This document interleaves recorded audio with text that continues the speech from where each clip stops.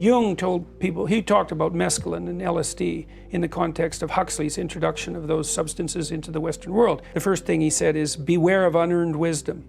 It's like, yeah, man, that's great. And he also said, you have to be very careful about entering the realm of the gods, because you end up with a responsibility that might be more crushing than you can tolerate. I've never read anyone who wrote wiser words about the dangers of psychedelic use than that, because he didn't say, well, none of this is real. He said, it's more real than you want it to be, and so watch the hell out. When ingested, psilocybin, the active ingredient in magic mushrooms, quickly metabolizes into psilocin, which acts as a 5-HT2A, 2C, and 1A agonist. Now, in English, this means that psilocybin attaches to our serotonin receptors, similar to a key fitting a lock.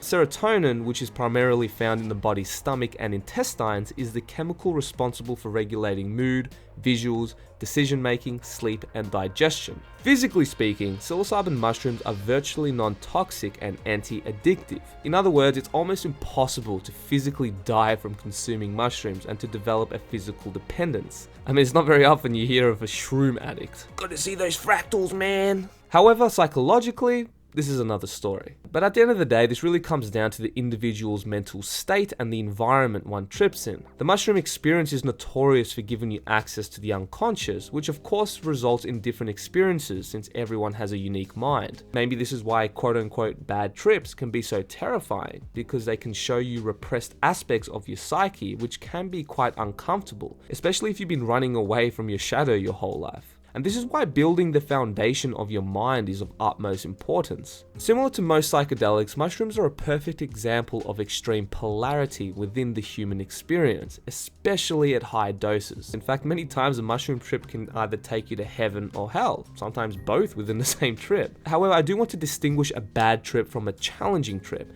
A challenging trip, which may be perceived as horrific at the time, can actually produce long-term benefits when integrated, whereas a bad trip can cause severe psychological damage, which may not be super common, but it definitely does happen, which needs to be acknowledged. We can't always pull a Leary and blindly worship the mushroom gods. We must stay critical and see things as they are. I mean, let's not forget that it's this sort of reckless behavior that fueled the prohibition of psychedelics in the first place.